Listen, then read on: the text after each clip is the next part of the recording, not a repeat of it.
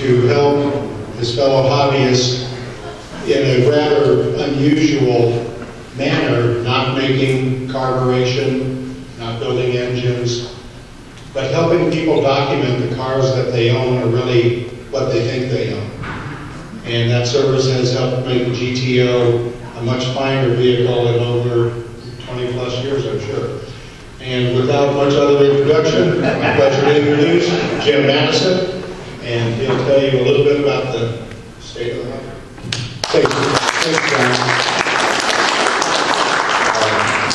Before I get started, I got to say, as I looked out in the audience, I mean, last time I did something like this, we could have held it in the phone booth. I can't believe all you people came up to hear me. But as I've walked around here for the last few days and talked with people and had them ask questions and so forth of me,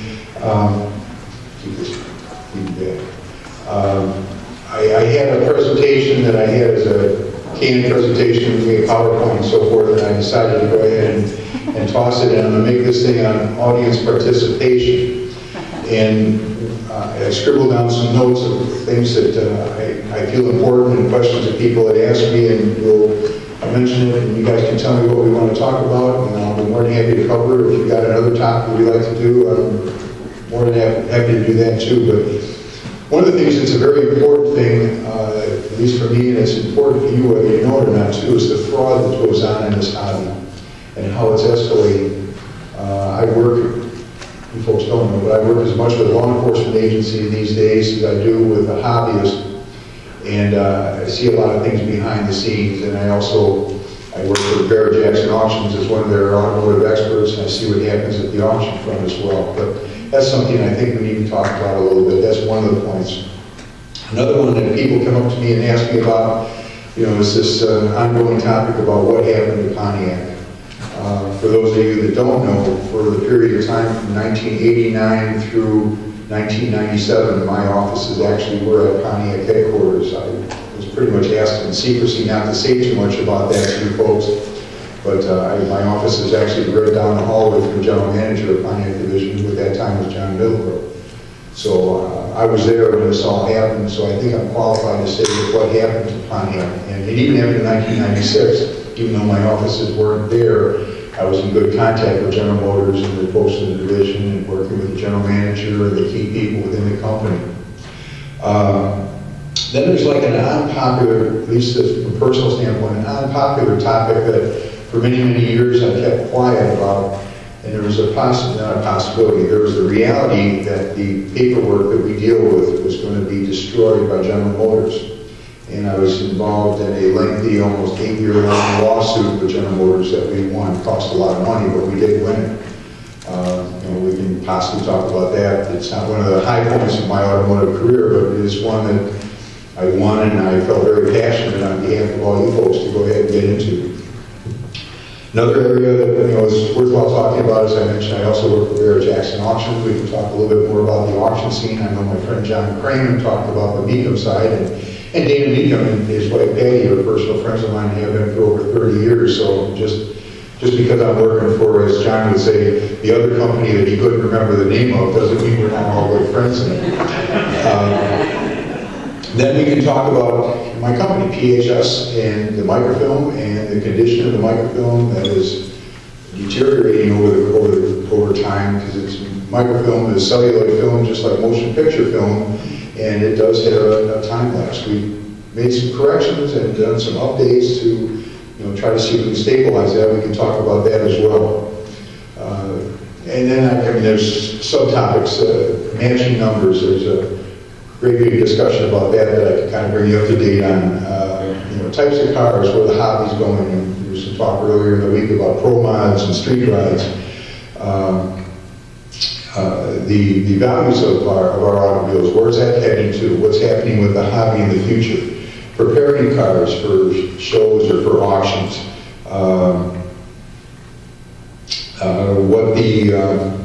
And another one, and this is a very important one, and one I really want to go ahead and drive home, is we need to do a better job about bringing the youth into this hobby.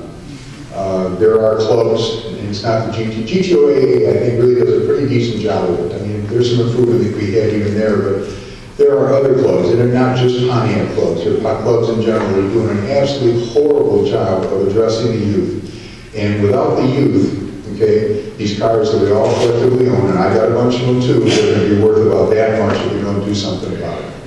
So we can talk about that. So anyhow, that being said, that's the list. We can try to hit on each and every one of them, or pick your spots. Tell me what you'd like to do. Well, somebody has to have some kind of a see. Let's talk about the last subject you mentioned. If you don't Kids? mind. Yeah, and well, I guess no, really, I was thinking more about the value of the cars and where that's all headed. And I guess that ties in with the kids, doesn't it? Kind of, sort of, yes. Values on our cars, and I didn't sit in on all the presentations this week, but I did sit in on a number of them. And it was covered the fact that, you know, that where the economy goes, it also goes with the spendable, you know, the expendable income, you know, and when, right now times are good. I mean, the stock market's up, and when the market's up, people are picking up disposable income. And with disposable income, they buy things like guns, stamps, coins, old cars. And, but back into right around 2007, 2008, when our economy went to the toilet and our real estate values dropped, you know, along with it, the values of our cars went down as well. But it's turned back around. I mean, it's not back up to what I call that high water mark. There was a point in time back from the period of time from like 06 to 08 where, and I'm sure, you know, one of my favorite websites to hate is called eBay, where you could go ahead, everybody's chuckling so you know what I'm saying, but you could go ahead and buy a car on eBay on a Monday morning, have it shipped in on Friday afternoon, relist the car for even more money and sell it over that weekend, and it just kept going up and up and up and up. Well, those days are gone. You know, and even these days, even though as I perceive the value of our cars are on the way back up, and I'll get into a little bit more into that, I strongly feel that, you know, if you're buying a car strictly with how much money you can make on the car 2, 3, 4 months down the road, or take it to an auction, you're buying it for all the wrong reasons. I hope you're buying the car because you like the car, it's a car that you want to go ahead and keep. And if something changes and you decide you're going to go ahead and sell it, well, that's understandable too. But the main reason why you buy a car should be the reason that you want to go ahead and keep it and enjoy it. And I think that's the case of most of the people here in the room. But what's happening today with the value of our cars, the values are on their way back on up. They're not back up to that high water mark where it was 2007, 2008, but it's getting there little by little. What I've tried to do, and I don't know if any of you folks watch the stuff on TV and watch the Barrett auction like we just had it on last week. It was just on last week when I was up in Connecticut. What I've tried to see if I can do on behalf of our Pontiac hobby is to try to see if I can help get that level of the Pontiac values back up to where they should be. I personally try to see if I can both attract better cars, and even I've taken some of my own cars that are not cars that I really needed to sell, but I sell them because the Barrett auction, for the most part, is a no-reserve auction, and it would be awful self-serving of me to go ahead and tell her, oh, you bring your car on in, we can go ahead and sell it no reserve, but no, I'm not going to bring mine there. So what I would do is I'd bring one of my cars, and I'd go in just like everybody else, and I don't get any friends and family deal. I pay the entry fee and seller's fee just like everybody else, and shipping fees and so forth. But I bring a new car, good car, and what I tell everybody is if you've got a truly good automobile, a car that you don't have to make a lot of excuses for. You know, you don't know what the car is going to sell for at a no-reserve auction, but you have to be confident in the car, that the car is going to present itself well. And in the case of a Barrett auction, not that they're not car dealers in the audience, but it's not mostly car dealers, it's made up more of car collectors who, you know, these are the guys you see sitting up in the front rows. They're willing to pay market and above market for a good piece. So the cars that I personally have taken, each and every one of them with one exception, has set world records, and I think it's helped to go ahead and bring the values up on some of these things. This past week in Connecticut, we had, there was a Rammer, I don't know if, how many people watched the Barrett auction, just out of curiosity? We had a Rammer 469 Judge, a really nice car, a 4-speed car. It sold for $172 plus the fees. there was just a drop-dead gorgeous 70 GTO 455 HO convertible that I looked over and just thought it was fantastic, okay? And it went for, I think it was either 158 or 162 or something like that. So, you know, and that helps to create the perception out there for people. But, you know, you'll see cars on this, and I'm kind of bouncing around a little bit here about getting into the auction side of things, but you'll see cars on TV and you'll say, Jesus, I wanted, you know, that was a deal. I should have been there. I should have had my hand in here. Well, they all look good up underneath those bright lights, believe me. But when it doesn't bring the money, there's always a reason. I mean, there's people in the audience, they're not going to let a deal slip on by. And some of these cars that show up at auctions, there's a reason why they call some of these cars auction cars. The cars are restored just nice enough to go ahead and catch somebody asleep and go ahead and get them home, and then they spend the rest of their life trying to fix all the stuff that's wrong with them. But, you know, segueing back into the second half of your question about the kids, I'm not sure what all we can do. You know, this latest group of, this latest generation, I could call the millennials, they don't even care if they get a driver's license. They're happy if they've got their iPad, their iPhones, and laptops and so forth, and go up to their room and they play around with these things. They're not interested in cars at all. And that group, fortunately, I don't think by the time they get old enough to be out collector cars, I don't know how we're going to handle that. But the generations before them, we just need to go ahead and take them underneath our wing and not only here at conventions and so forth, but even back home, you know, your sons and daughters and granddaughters and grandsons and so forth, you know, spend a little bit of time with them and try to go ahead and get them interested in this wonderful hobby that we call a collector car. The United States of America was built on wheels, and we had a tough go of it because it was the bankers in this country took us down the tube along with our real estate and everything else. And I'm from Detroit, and when the U.S. gets a cold, Detroit gets the flu, and boy, I tell you, we had a real severe case of it. But Detroit's on its way back. The automakers are on the way back. Look at the products that are coming out of the car companies now. I mean, I see stuff in Detroit that you folks haven't even heard about yet. So, I mean, in that regard, the car companies are doing their part, and it's going to come on back. So, anyhow, anybody else, where else do we want to go ahead and get with this little talk about this? Question, you mentioned microfilm. Why wouldn't we just scan in all that microfilm so it's electronically available forever? Okay. Very good question. I hope everybody heard the gentleman's question. He said, why can't we go ahead and scan all this stuff and do a better job with it? Well, we've actually looked into it. And I wish I had brought a sample. The microfilm is actually they're on reels. They're reels, so they're about 4 inches in diameter. And, some have thousands of automobiles on them, some of them don't. But it's celluloid film, just like motion picture film. And it does deteriorate. It has a tendency the term is called redox. And I've had the folks from Kodak come in who are the best capable of going ahead and doing something with that. And it's a twofold problem, because what I'd really like to do is to be able to answer questions that people ask all the time, because information that doesn't exist, that I'm sure Pontiac had at one point in time, is they want to know how many cars are painted the color my car is, and how many cars have this particular option or that particular option. We've got a few isolated instances where we can answer those questions, but there are very few. Whereas if we can scan it into some type of a computer database, we can answer any question you could throw at us. The problem is that in order to be able to go ahead and scan it, and this is according to what Kodak told us, and they were in to see me 3 years ago now, and it's probably not going to change that much, just to go ahead and convert the 1964 model year and put it into some type of a database, or at least to go ahead and scan it and get it on a computer, was going to be almost $400,000. And that's just 1 year. Okay, I've got microfilm for every year from 1961 up through and including 1986. If I had the money to go ahead and do that, trust me, I would not be standing here right now. And also, I don't think you'd like it, if we try to pass it along, I don't think anybody'd like to hear what it costs to go and get information on their car.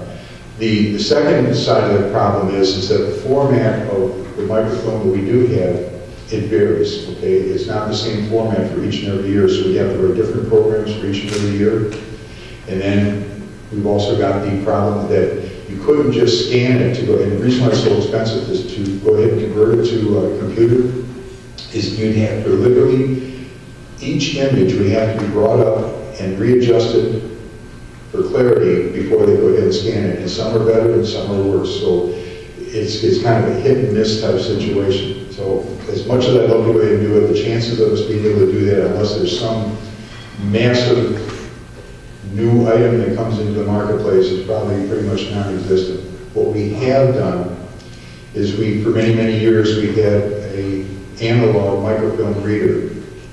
For those of you who have gotten paperwork from us years back, what we would send out to you was almost like a photo sheet, and if it was exposed to daylight over time, it would darken up. Anybody ever get one of those like that from us? Okay, there's back there. And that was the analog microfilm reader we had. We went 4 years ago to a digital microfilm reader where we can actually go ahead and bring an image up off of when people call in, write in, mail in, whatever, on their orders. And we bring it up as an image on a computer screen. We can freeze it in time. We can't make the image any better than what's on the microfilm, but once we freeze it, it'll never get any worse. We can freeze it, and we actually keep those on file. So over the long haul, I've done long enough, we're not going to be able to have every car that Pontiac produced on this new base, if you will, but at least we'll have many of the cars that do exist in the marketplace. Something that I've suggested, and try to make it sound like it's not a self-serving thing, it's more in the interest of trying to help you folks than us, is that if you've done the car from us more than 5 years ago, it would have been done on one of these analog recorders. And if you want to make sure that your car is going to be, held onto for, at some point in time, these cars are all going to get sold. If you're not going to sell them, your heirs are going to. And if you want to be able to go ahead and make sure that you can verify what the car is, somebody's going to try to get a hold of my company, even if it's my son going to be running it after I'm done with it. But what I'd strongly suggest, and we're going to work out some special pricing for everybody to go ahead and be able to get fresh copies so we can get it on microfilm and get it back in the computer and hang on to it. So, any other questions in that regard about the microfilm or? Yes, sir. Similar to that, I was concerned or wondering about what if there were errors. In that, the reason I asked that is when my father bought my car, this car I have, he bought it, the dealer called him and said, come and buy this car because it has rally gauges, 86 valve option, it's not on the sticker. So Dad went out and bought the car. Several people looked at it and that was factory installed. It was not dealer installed, it was factory installed. Even your PHS does not show it. That's why I was curious if there's errors made in the factory, how is it can be corrected? Well, I heard what you said, but the material that we work with, okay, is the official record of Pontiac Division, which is an audited record at the time of final assembly at the assembly plant. On rare occasion, there is a correction made to those, and it's very, very, very seldom done. And if anybody's got a copy of a billing history from 65 to 68, if there's a correction done to it as either a credit or a debit, there's a handwritten note, and that did go on the microfilm. So what I'm trying to tell you is if it doesn't show up on the paperwork even in a written form, that was added, the dealer might have added it, or some prior owner might have added it prior to you getting your hands on the automobile. But the car was original. My father bought the car, but we've never found the build sheet on the car yet. Okay. Not in the place that it was told. That's really why I sent this in, so I can get your information to verify what was there. I knew it was there because I've known the car my whole life. So I know what's there. Well, back in the day, dealers would do a lot of things. And to your point, and to try to make a bit of a joke about it, I occasionally, I'll get a call from somebody, same type of thing, your records are wrong. I just thought I'd give you a call and so you can go ahead and correct your records so you can go ahead and add the judge item to our option to my car, so make sure that the record reads right. And also I get calls from people, and we can get into, when we get into the fraud side of it, I can really tell you some interesting stories. But, you know, I've had people, you know, that they've got a car and the car's got factory air conditioning and power windows, and, you know, they said, you know, that well, it's not showing up on the PHS. Well, you know, was that the dealer had that, or the factory, it was a mistake and they just didn't get it billed outright? Well, I assure you that the factory would not have gone ahead and let air conditioning slip out the door without billing somebody. Furthermore, I assure you that a dealer would not have gone ahead and added air. I mean, it's a very, very involved thing. Anybody that's restored a car that's got air, you know what's involved in that. It would have been cheaper for a dealer to order another car than it would be go ahead and add air conditioning to something sitting in his inventory. But back to your point, these old cars, if they could talk, I'm sure they could all tell some wonderful stories. But as far as what happened in that particular case, it's one of these things we probably never have a definitive answer to, unfortunately. Okay, next on the list. You want to talk some more about the fraud issue? We can talk the rest of the afternoon about the fraud issue. Okay, we might as well get into that one. That one I got to open up my little folder, so I got some additional notes on it.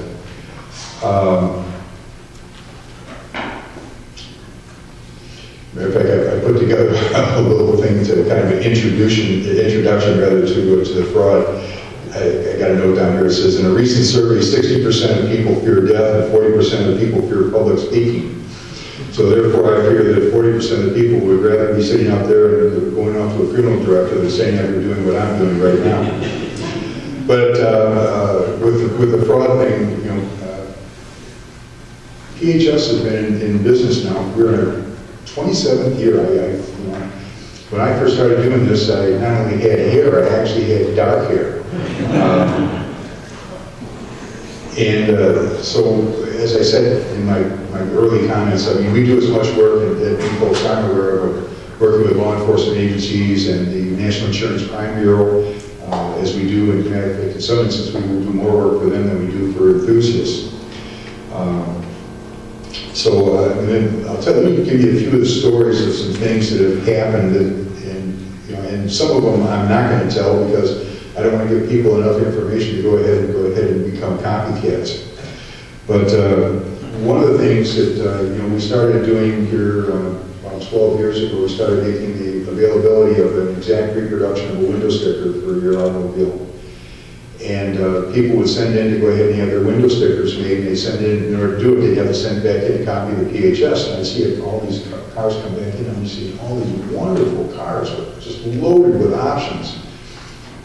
What the heck? I don't remember these things coming out. Well, then we started a little closer, and I won't tell you how we can identify this stuff, but you know,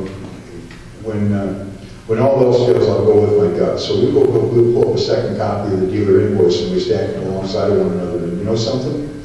People doctor up our paperwork much. I'm sure that's a big surprise to people. And so anyhow, what we do is we will go ahead and double, and when people order a window sticker, we'll go back and double check it. We will not reproduce a window sticker and add the items, change items, delete items. It has to be the way the factory produced the car, or we won't do the window sticker. But people go ahead and use that to go ahead and sell it off to somebody else, and they say, well, we got this from PHS. And you can buy a blank window sticker on eBay, and you can type them up. And I've seen a couple of them done very well. I mean, they even got down to being able to duplicate the print and so forth. So if somebody's trying to sell you a car and sticking a window sticker up underneath your nose, you might want to, you know, when all else fails, you know, just go with your instincts. There's a thing I refer to as called a double title scam, and I'll try to see if I can set the stage in this. What happens is people go out and buy an automobile, a good car. And pay good money for it, pay big money for it. Either you can buy a car from one of you, or buy one of these cars at an auction and get a good car, or buy a Ram or Ford car, or a Super Duty Trans Am, or something of that nature.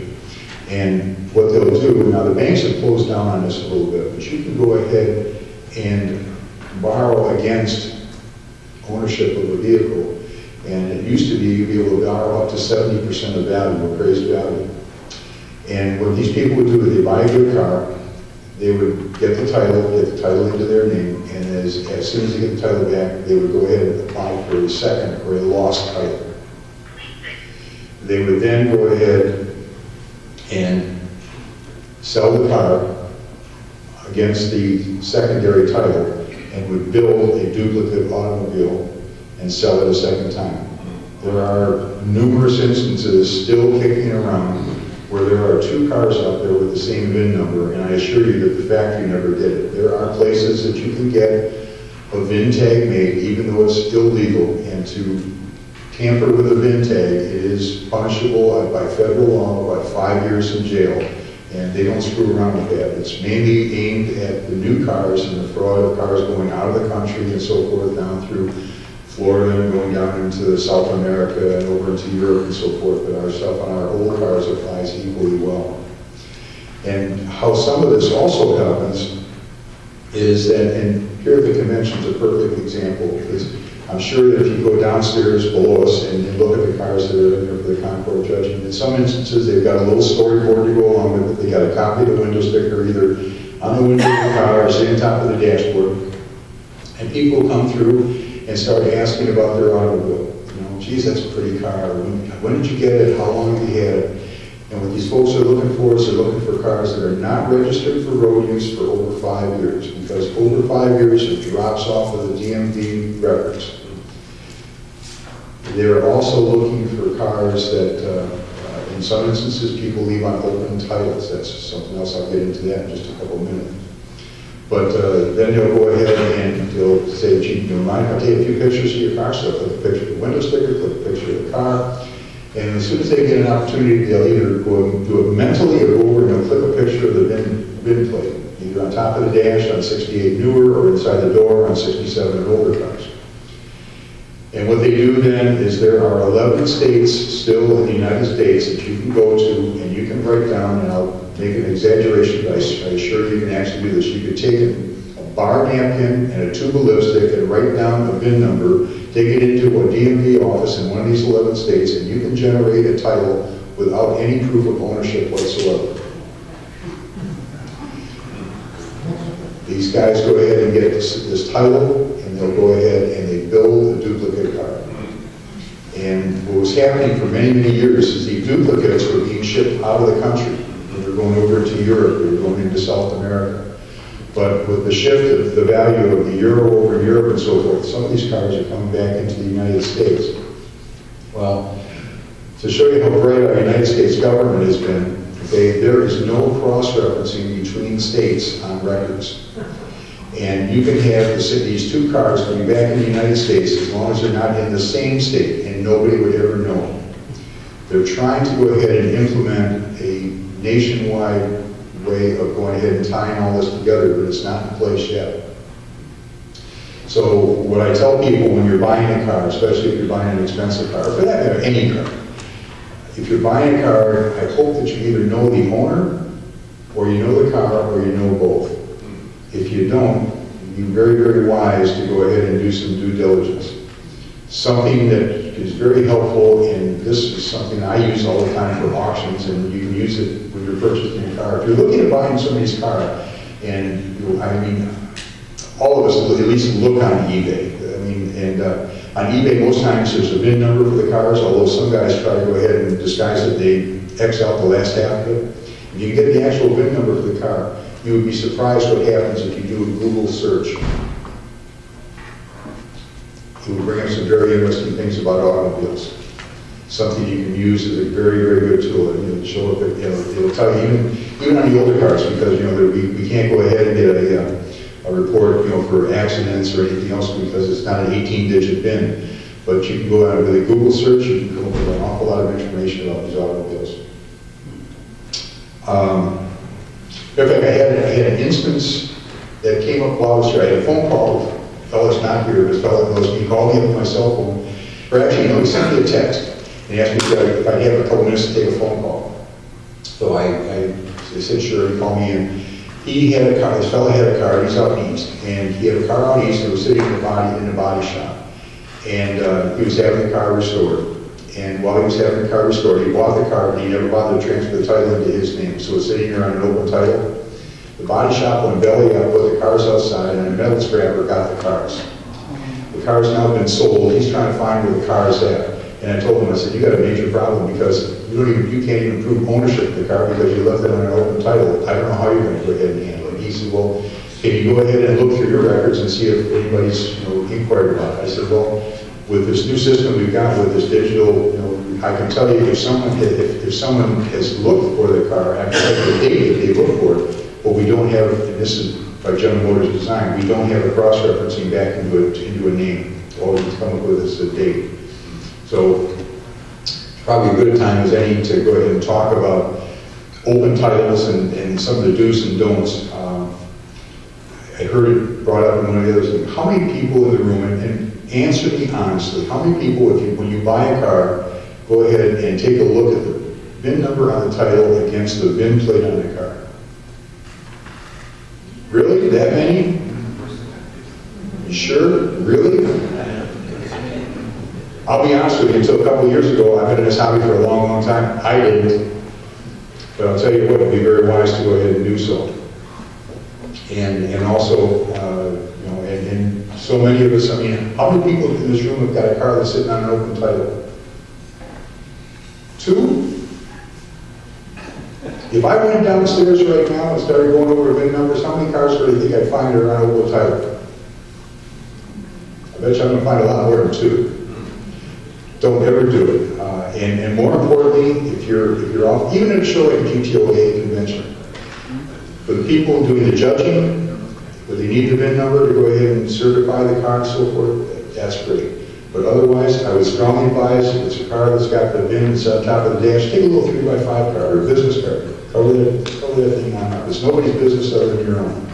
And people, there's what the value of these cars has done for bringing out the crooks of the world is unbelievable. We're taking on the one inside the door to take a piece of masking tape and cover it up. It's nobody's business other than your own. It's just a way to protect you. And that same thing also holds true for registries.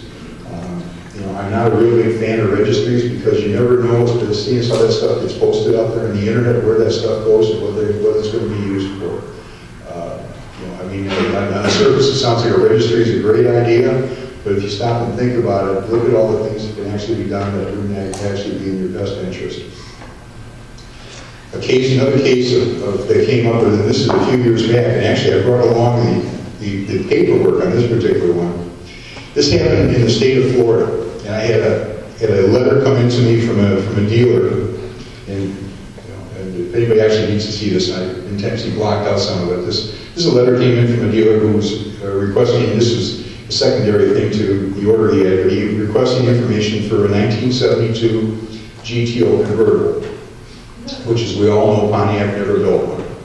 But as many years as I've tried to go ahead and put that myth to rest, it still continues to perpetuate, as does the one about the three GTO station wagons, but that's something else too.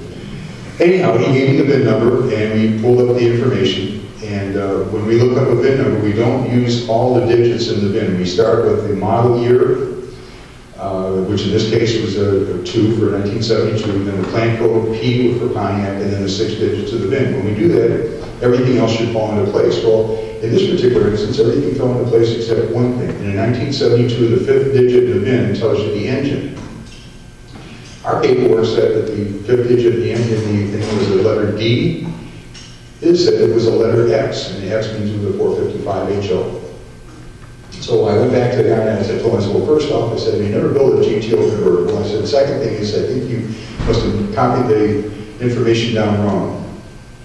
Well, anyhow, he was less than kind about how he presented it, but told me basically that we didn't know what the heck we were doing, and if the VIN number was right, he went so far as to send me, and I'll show you that, send me a picture. Now, be darned if he wasn't right. It showed they had the X in the thing. And I said, geez, all the years we've been doing, it's the first time I've ever seen how microfilm wrong. So anyhow, I started to think about it, and oh, and by the way, the color didn't match, the trim didn't match, this thing was loaded. Obviously, there wasn't a GTO convertible, but it would have been a 455 HO convertible for the Le Mans Sport. which would have been still a fairly valuable car. And so as I started to think about it, all of a sudden it hit me between the eyeballs.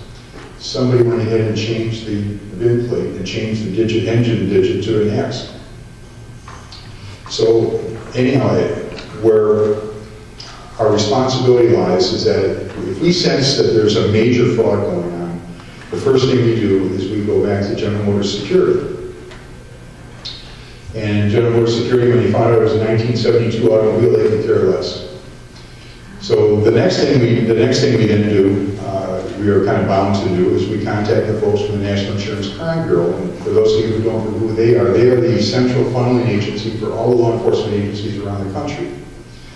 So we sent back to them and sent them a copy of this letter, telling them what we think we found, and for them to go ahead and double check to see what happened. So they had the ability to go ahead and pull up titles. And you know what happened? We actually found a title in the state of Florida that had the same owner's name on it, and there was a corrected title, changed it from a title correction, changing that fifth digit from a D to an X.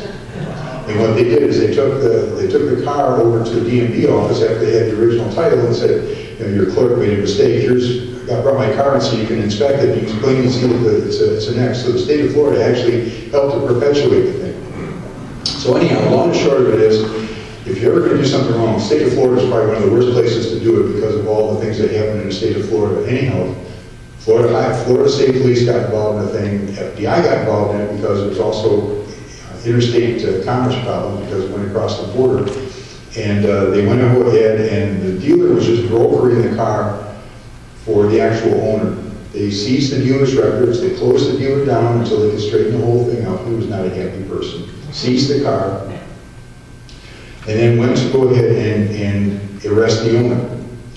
The owner finally, in court, confessed, and because of his age, he was given probation. But the car was impounded and never released back. Okay, so that's the end of the case. No, you won't see this one coming. Federal government now has the car. Federal government sold the car at a federal auction, and guess what? They didn't change the VIN plate back. So someone out there thinks they got a 455 HO convertible, and the federal government went ahead and certified it, and it's not. But all that started because they contacted you. Yeah.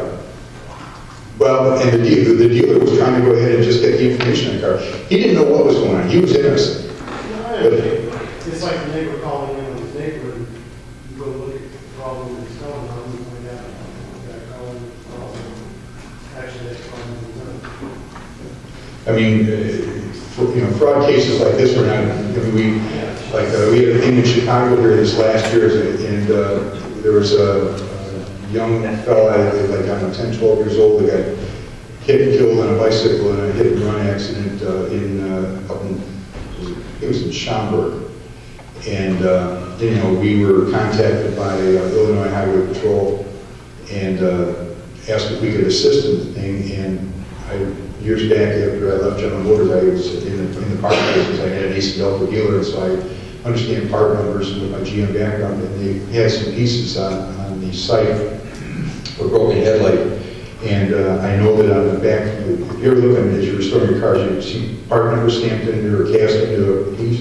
That's usually one digit off. The last digit is one digit different from what it shows in the parts book.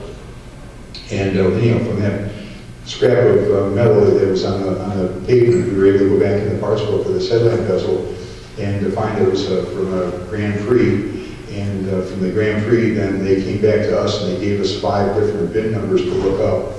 And we gave them back to them, and from that they were able to go ahead and catch up with the guy that was involved in this hit and run and killed a young man. You never know what's going to happen in our office from one day to the next. It's quite an interesting thing. Maybe some of you already, as long as we're in fraud, and we can jump on to something else. I mean, has anybody ever heard about the thing? Everybody knows who a guy named Bruce Willis is. There's an interesting case that we got involved in over Bruce Willis.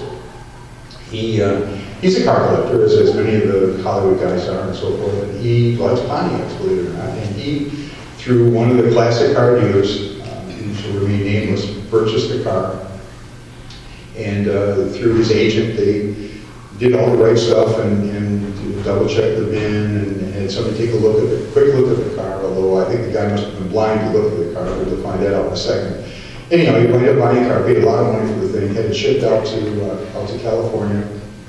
And when it arrived out in California, this car was in such bad shape, he couldn't even, the doors were actually stuck shut. He had a hard time even opening the doors in the thing. Went back to the classic car dealer who and tried to unwind the deal, and they couldn't do it, and turned into a major, sticky lawsuit. But Willis having more than enough money, he went ahead and prevailed, took it into court and so forth, and it became a very expensive day for this car dealer, and they wound up unwinding it. Once again, you think that'd be the end of the story. Well, no, it wasn't. So the car goes back to the car dealer. Guess what? He puts it back up as an ad, previously owned by Bruce Willis. So it wasn't a lie, but you never know what's going to be coming at you. Let's talk a little bit more about the state of the hobby and auctions and car sales in general and what's going on with all of that. Again, as I said before, I think the value on these old automobiles, I think it's back on the increase again. It's back not to the point where it was 2006 or 2008, but I think we're getting there slowly but surely. And I don't see any major hiccups down the road where, again, our stock market's up. I mean, who would have ever thought that the Dow would go over to 20,000? It's unbelievable. There was a point in time I was ready to, not that many years ago, I was ready to pull all my money out of the market when it got up to 12,000. We're 20. And so everything that we lost in our 401ks and so forth, we're back in pretty good shape again. And so everybody's got some disposable income in their pockets. And so the car sales are doing well. And it seems like the favorite thing to do these days is that more cars seem to be sold at auction. These collector car auctions that are being sold privately. Apparently it's a way that people can go ahead and look at a multitude of cars and actually see and feel and touch them. Unfortunately, when you go to an auction, you can't drive them. But hopefully you can go ahead and talk to the owner a little bit before you go ahead and bid on the things, and hopefully you can go ahead and get yourself a decent automobile. But again, and what I do for the folks at Barrett Jackson is I'm one of a team of guys that Barrett's retained as their automotive experts. I do it for Pontiac. Actually, my son does it for Oldsmobile. We've got Kevin Marty, you've all heard the Marty report. Kevin does it for Fords. We've got Roy Steiner that does it for the Corvettes. He was the chairperson for NCRS for many, many years. We've got Jerry McNeish does it for Camaros and Chevelles. And we've got David Wise doing it for Mopars. And what our job is that we take a look at the description that the people send in on their automobiles. And if their car says it's got matching numbers to it, when the car arrives on site, we physically go ahead and take a look and make sure that it is a matching number car. If it's not a matching number car, we make sure that that has to be taken out of the description. If they refuse to have it taken out of the description, the car does not go across the block. And I don't care if the car is sitting in Scottsdale, Arizona, and they shipped it in from Connecticut. Get it out of here. You've got a couple hours to get it off property. So it's not to say that is the ultimate way of doing things, because anybody that's prospectively interested in purchasing an automobile, they've got their due diligence to do too. You've got to take a look. I mean, it's not our problem to look at fit, finish, condition, restoration quality, paint color, paint quality, any of that type of thing. And also what I tell people is pay very close attention to what is not shown in the description. Our responsibility ends at a description. Let's say that the car's got a color change to it. If he makes no mention of the paint or the color in the description, we don't say a word about it. That's not our job. That's your job. That's the owner's job or the bidder's job to take a look at that trim plate, take a look at the car, and be comfortable with what they're doing on things. But at least we're doing something, and Barrett is the only auction company that's out there that's in fact doing that on these automobiles. And I applaud them for doing it. I know that, and even myself, when I first started doing this no reserve auction, I mean, you got to have your big boy pants on when you go ahead and sell a car at auction like that, because it is very unnerving. There's no question about it. But at least the good thing about it, which I've learned, is every time you hear a bid, that's real money being bid. That's not That's not the house running the thing up, but hopefully catching somebody sleeping and going sold. And if you got a really good car, and if you got a car that's a no excuse car, like I say, they do bring good money. And if you watch some of these cars on television where they really bring great money, that's because it's such a good automobile. And when they don't bring good money, believe me, people are looking at that too, and there's a reason for that as well. When I was in John Craven's talk here a little bit earlier today, that he mentioned, about matching numbers, and he said, well, at least for us Pontiac people, we don't have to worry about that because they got me. And I perked up and I said, oh, that's not the case at all, because, anybody that knows anything about these Pontiac motors, the numbers on the front of those motors, there's a real easy way to go ahead and change that, and I see that happening every day of the week too. They take the engine block, run it through a bridge port, just take a real thin slice off the front of it, it eradicates the number, and you get a die set and you tamp it, whatever you want to go ahead and do. I don't see any surprised looks on people's faces, so I'm assuming that you all knew about that. I knew they did it, and they went out and ground it off. It's a bridge port, just like you clean up a cylinder head. And how I stumbled into it is I happened to go in an engine shop one day when they were doing a Pontiac.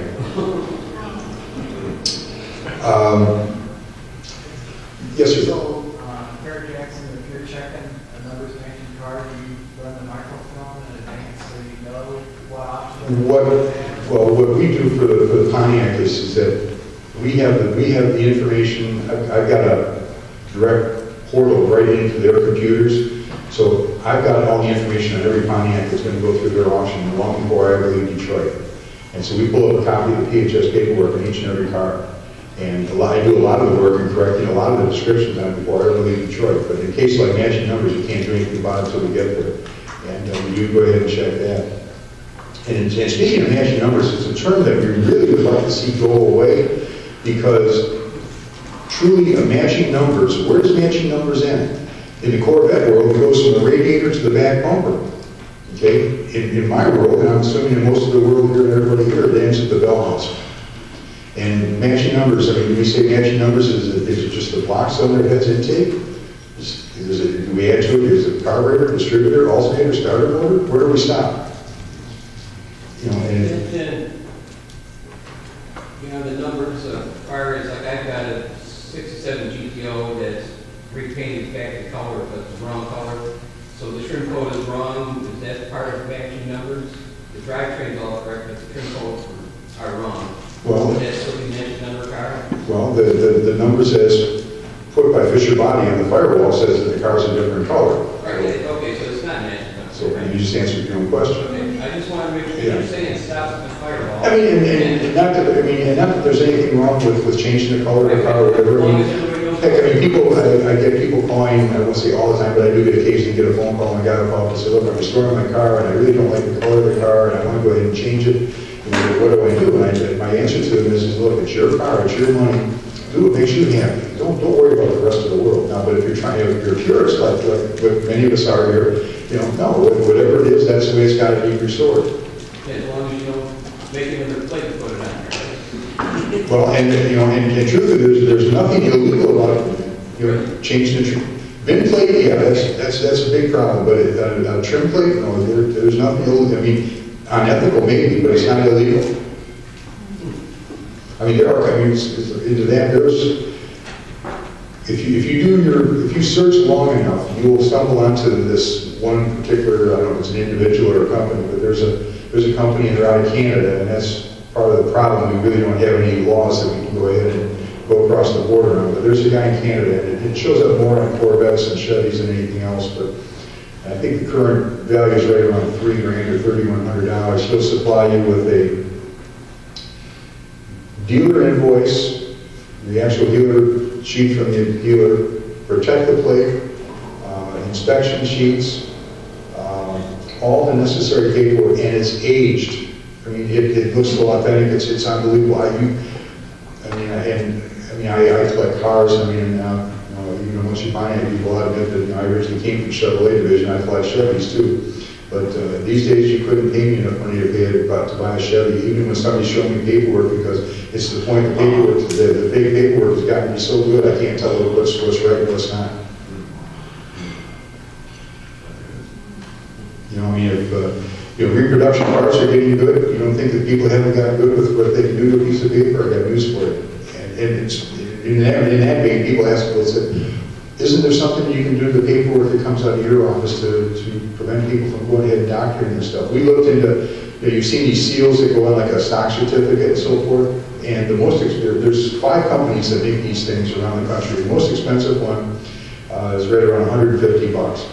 And we could go ahead and have it with our company logo in there and everything else, and we could go ahead and all these papers we send out, we could stamp them on up, but we didn't do it because I found out anybody can go back in and order the very same stamp that we've got.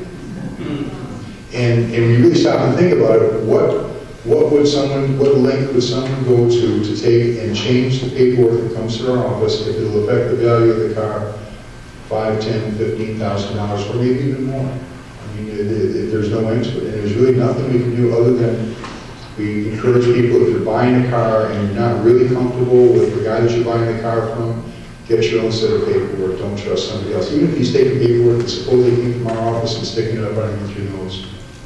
It's, consider it an insurance policy to make sure that what you're getting is really what you're looking at.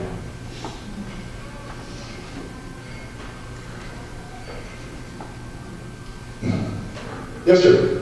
If you don't have the, say on the Pontiacs, before 62 or wherever your record started, if you have, say, a 57 or 58 or 59 Pontiac, and you don't have the original invoice, there's really no way of verifying what you have then, is there? No. Anything prior to 1961 was a paper record. Those paper records were thrown out many years ago. It was 1961 that General Motors discovered this, at that time, new technology called microfilm, and that's when they started going in and putting things on microfilm. And all the divisions did. And in fact, I was also hired by Chevrolet Division to see if we could find where the Chevy records were. And the Chevy records, they aren't back there. There's a company called Iron Mountain that stores records for the United States government and big companies and so forth. I mean, maybe you've even seen, they're all over the country. Maybe you've seen trucks on the road. And Chevrolet Division had a 4,000 square facility in Boyer, Pennsylvania, in a stripped out coal mine down underground. And that's where Chevy kept all their microfilm. And a young lady that worked for the General Motors Corporation was getting rid of non-essential services. And legally, you only have to keep stuff going back 7 years. She stumbled onto this and this money they were spending and inquired and asked if what they had, and they said, let's old microfilm, and asked if it was older than 7 years. She said, oh my God, it goes back to the 40s. She said, scrap it. That made a lot of Chevy people very happy, and also made a lot of Chevy people very sad. Any other questions with where we've gotten so far? So I've been throwing a lot of stuff at you, and I'm doing a good job. I can't believe it. Yes, sir. Can you explain the problem with the registry? One of my cars is on a registry. Just curious what the problem is. Well, it goes back, I mean, it goes a million different directions, and who knows? I mean, and we all hope that most of these registries are all in the up and up, but, they've got your information out there. Hopefully they haven't got your name tied to it, because, I mean, I've heard a couple instances from some of these registries where cars are being stolen out of people's garages and storage facilities as a result of it, once they find out that we got a Tri-Power 65 GTO or whatever, and the convertible, but then also you got the VIN numbers out there, so somebody could go ahead and take it and request from my office, because we don't know any different. If somebody sends us in a VIN, we'll send back out the information. There could be another one of these situations. They can generate a duplicate title, clone the car up, and as long as they're not in the same state that you are, build it. I mean, I can think of just multiple different ways that things can be utilized for it. It's just really, if somebody wants to have a registry with your car, as long as it doesn't contain the VIN number, that's fine. But if the VIN number's out there anyplace, especially if it's out there on the internet these days, I don't think it's a good idea for having it floating around, because you never know who's going to get their hands on it. Anybody else? Yes? You said you had been able to refine some of the statistics down on the way or number of cars that were equipped. What would be examples of this? I didn't quit. When you first started your presentation, you said that you've been able to take the microfiche and be able to break down how many cars were produced a certain. We'd like to be able to do that, we can't. I misunderstood you then. I thought you said you'd been able to do it on some. I was just. Well, there are some scraps of information that we've got in files, not on microfilm. We've got, notes to manufacture and so forth about different things. And in a couple instances, we've got a couple bits of information, but it's very, very sporadic and very, very few. I mean, there's stuff that I'd like to know about my own cars that I can't. I mean, and I know Pontiac had all this information about how many cars were painted a particular color and so forth. I mean, one tidbit I had, so off the top of my head, because it's come up several times we've been here. 1968, the color Madero green, everybody's seen it. 32% of all Pontiacs produced that year, I got a document in my file, 32% of all Pontiacs produced that year were painted Madero green. Have you any idea how big a number that is? We built over 900,000 cars that year. Okay, so for all intents and purposes, over 300,000 cars. And back at that point in time, I worked for Chevrolet, and I was in what they call the Fleet Special Order Department, which you folks know as the word COPO. And part of my job was doing special paints. I can't tell you how many Chevrolets we went ahead and had special order painted Madero green. So Madero green is out there like crazy. But no, generally speaking, we don't have that information. God, I wish we had it. I see that, out there all the time, people, saying they got, 1 of 5 and so forth. Now, for powertrains, we can do that because you see it in the information we send back on out. But as far as, colors and trims or how many cars are built with 4 speeds and air conditioning and so forth, we've got no way of doing it, unfortunately. So, anybody else? Yes? And do you have the records for 71 fires? It's a Pontiac. Still is. Still is. We've got any Pontiac from 1961 through 1986. And it would be in the format of the actual dealer invoice for the car. Yes. Some guys that may even have a rear block, something that you've seen people building cars off the bins on the roads. You anticipated one of my little notes. Yeah, we've, and this has really been happening over the last year. I'm getting people to call up and they said, well, I don't have the full bin for my car, but can you go ahead and run it? And what they're doing is they're picking up the parcel bin off of an engine block. And they're trying to see if they can go ahead and build the car. They find a Ram Air 4 block and they'll go ahead and they'll try to see if they can build the car off of it. Or they see if anybody else is, or they got, in the case of the Ram Air 4 block, 1969, the casting number for Ram Air 4 block and a regular block is the same casting number. And all it does is take a little bit of machining and restamping it. And I told you about the Bridgeport wiping the thing on out. You go from a couple $100 block to a multi-$1,000 block on the things. So, yeah, and so the moment I hear that, we just don't take the orders. And sorry, if I need to have a full bin number. Well, can't you go ahead and just fill in the front of it? Well, is it a coupe, a convertible? I need to have a complete VIN number. Well, what happens if it doesn't encompass that? Well, if you've got the VIN number for the car, you should be able to tell us which one it is. And I never hear from them again. Oh yeah, there's no end. I mean, I almost wish that I recorded some of the phone calls that come into our office and some of the statements and some of the questions and some of the things that people ask about and try to do. And one that happens on an ongoing basis is we get people to call in and they want to go ahead and get the information on their car. And they're all excited about buying this car. And they've been in a hobby for a long time, but they're Chevrolet people and they're a Ford guy or whatever. This first Pontiac, and oh my God, you guys have this factory paperwork. That's great. So that's what. And your name and the VIN number for the car and this, that, the other thing. And I said, your MasterCard, Visa, or Discover card. You're going to charge us for that? Really? I said, where do you work at?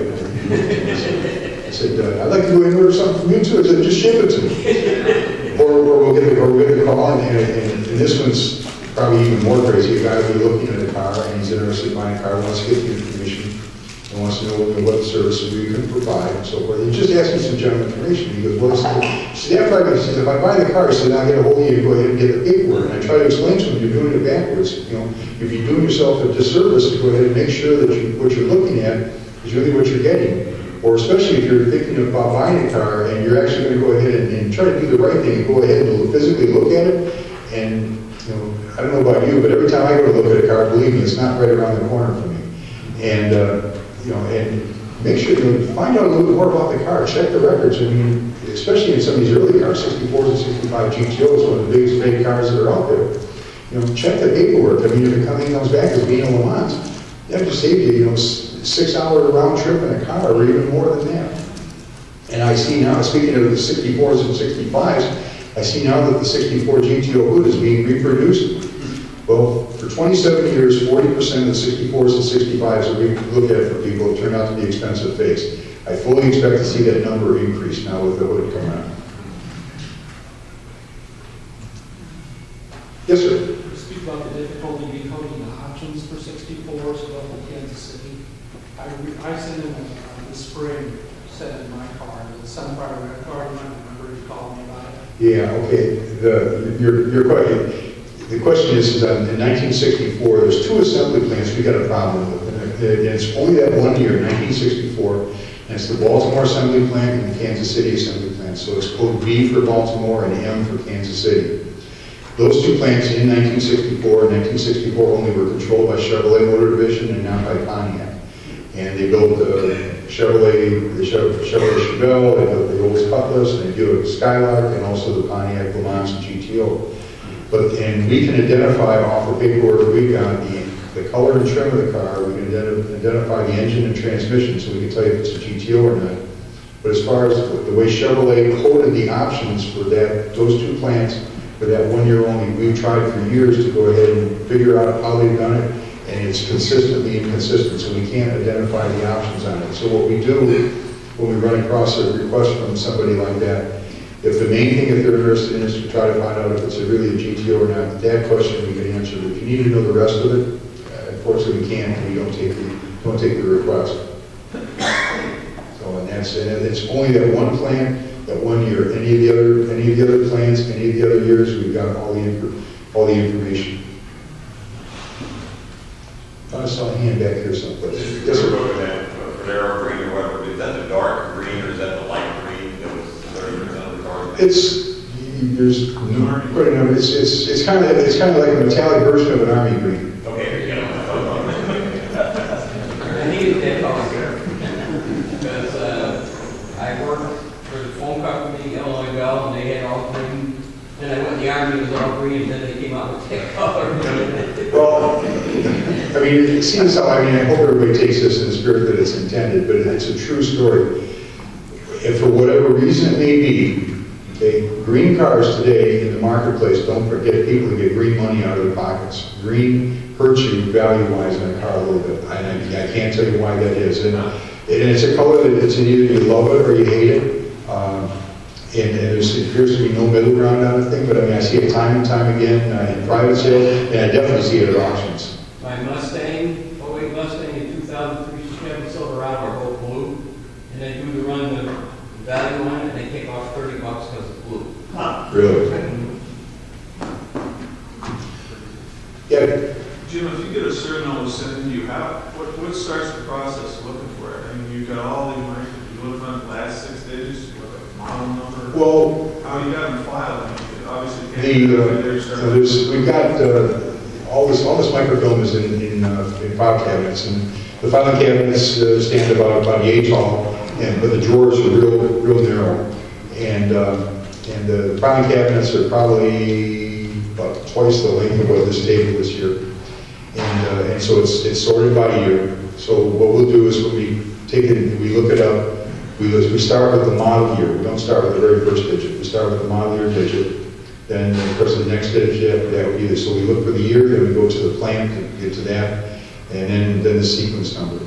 But in order to get to that, many times we'll have to go ahead and do a reverse way. We go into the microfiche, okay, and maybe next year, if I'm invited to come, I'll go ahead and bring a quick video and show our office and actually kind of go through the process with it.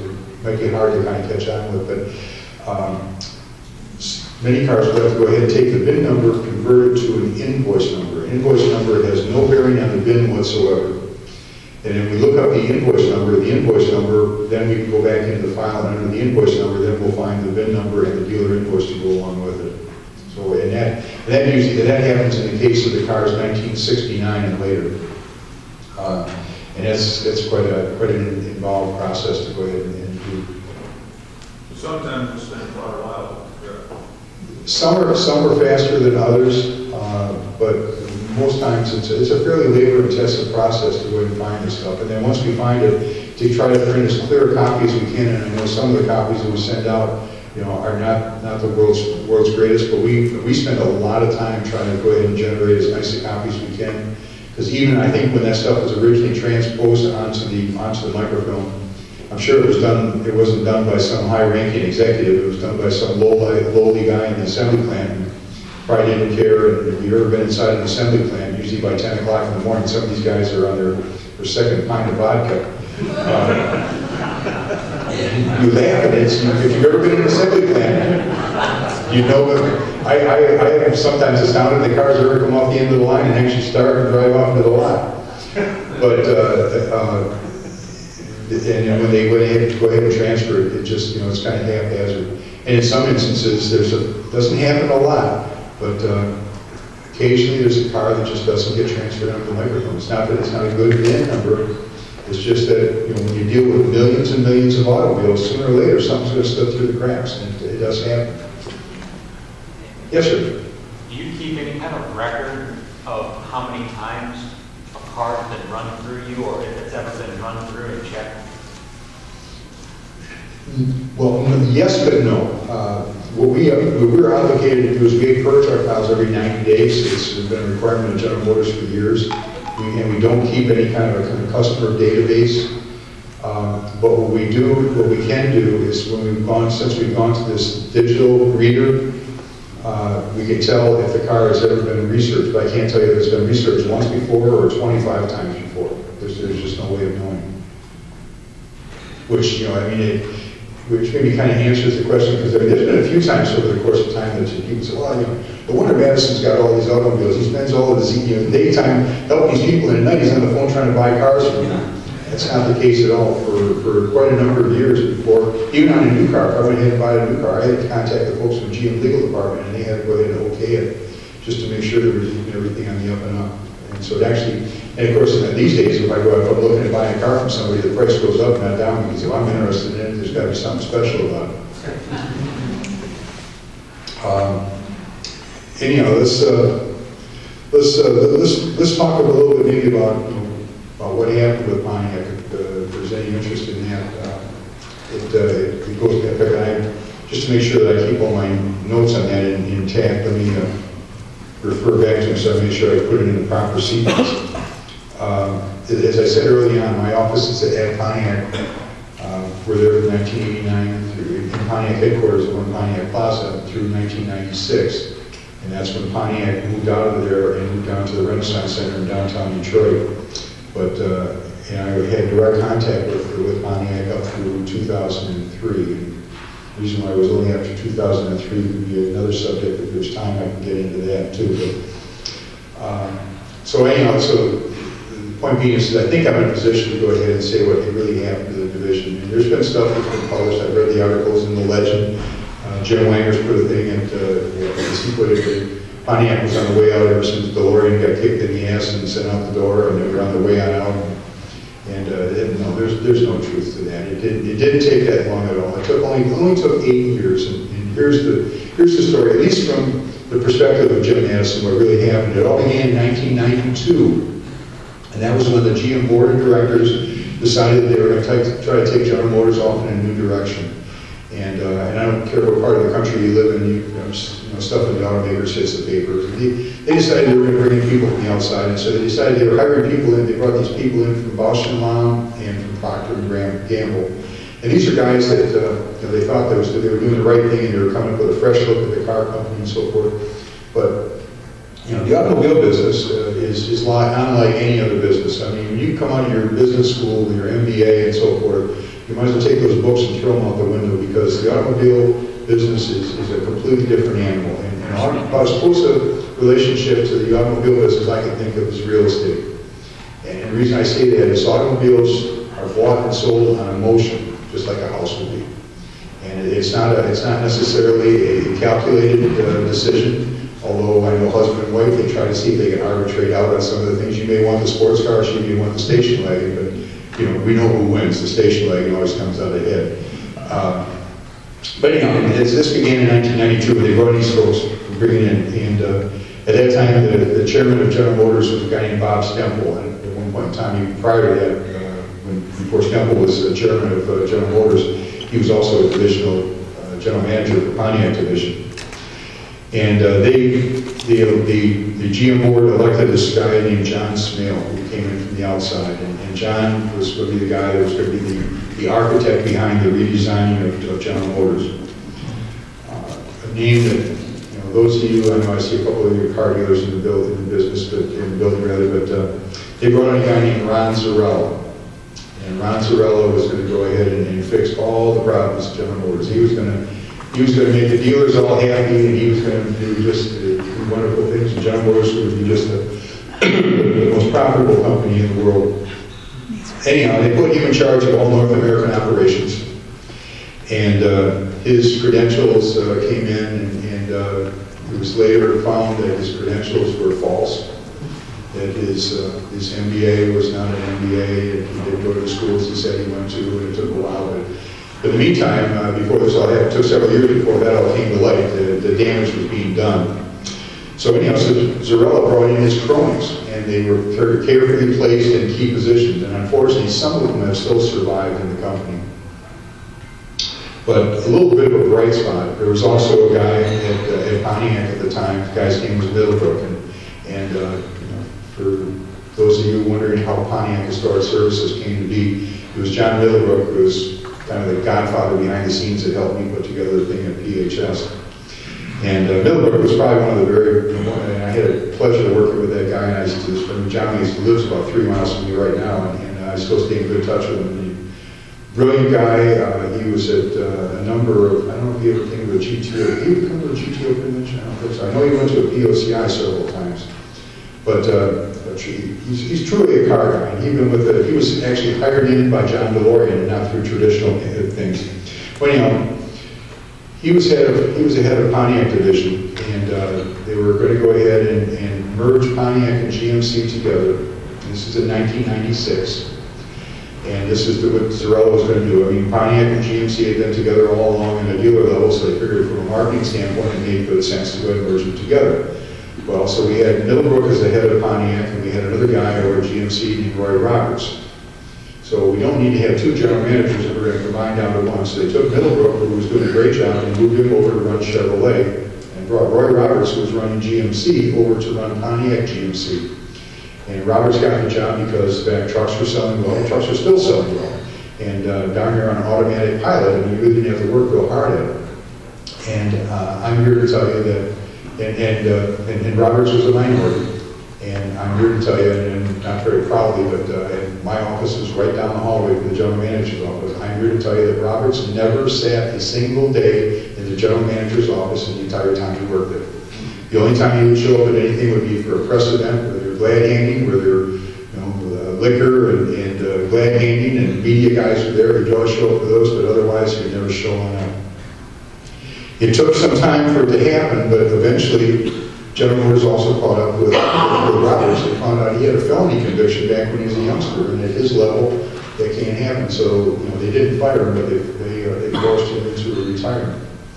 And at that point in time, they brought in a lady to go ahead and replace him. Her name was Lynn Myers. I don't know if anybody ever saw Lynn, or again, she had been to a couple of different things. And Lynn, great lady. I'd love to have her as my next door neighbor, but I'm here to tell you she was no general manager. She would take anything that the corporation threw at her and gladly go ahead and take it.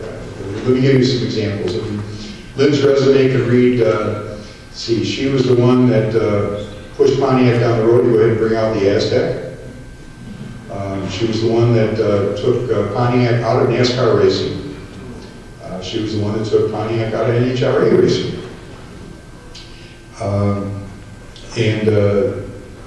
She also went ahead and put a couple people in key positions. We had brand management at the time at Pontiac. So for each of, for Bonneville and Grand Prix and Firebird and Bonneville and Grand Prix and so forth, we had different brand managers that were the marketing guys. They weren't the engineering side, but they were the marketing guys. And she put this guy named Bob Prout, who was one of the guys that were brought in from the outside. He's one of these Bosch and Mom guys. And he was put in charge of the Firebird brand, Bonneville brand, and Grand Prix brand. And now I do know that Bob was at it. I remember Bob coming to the GTO convention when they were first trying to hawk the 2004 GTO when it was coming on out.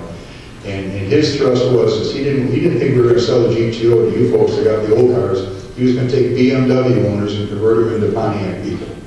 And he was very adamant about it. And he, by the way, he's no longer with the company.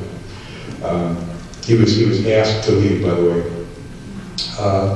So anyhow, we had Roberts come in. He ran for a while. They got rid of him. They brought in Lynn Myers. Lynn stayed on until 2005 when she retired.